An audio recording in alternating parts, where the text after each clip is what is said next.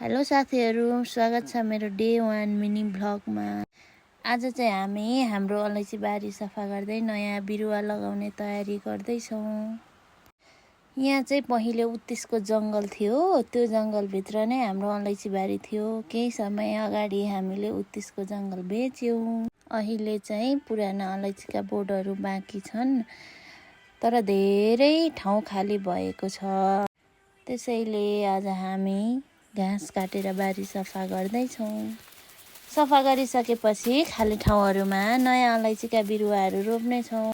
तर अलैँचीको बिरुवा भन्दा पनि धेरै घाँसहरू भएकोले हामीलाई यो सफा गर्न चाहिँ निकै धेरै टाइम लाग्छ जस्तो छ साथीहरू। यो चाहिँ सबै पुरानो बोटहरू हो। यसमा चाहिँ त्यस्तो धेरै फल त लागेको छैन, थोरै मात्रामा फल लागेको छ। तैपनि यसलाई सफा गरेर जोगाएर राख्यो भने अर्को साल राम्रै फल लाग्नेछ। आशा छ केही वर्ष पछाडि यो बारी फेरि हराभरा र राम्रो उत्पादन दिनेछ। अरू बेला जहिले पानी परे पनि आजको दिनमा चाहिँ त्यस्तो धेरै पानी परेको छैन, घाम पनि लागेको छैन, तैपनि बादल उडेको छ अलिअलि। ल त साथीहरू, के कस्तो भयो प्रतिक्रिया दिनुहोला। बाई बाई साथीहरू।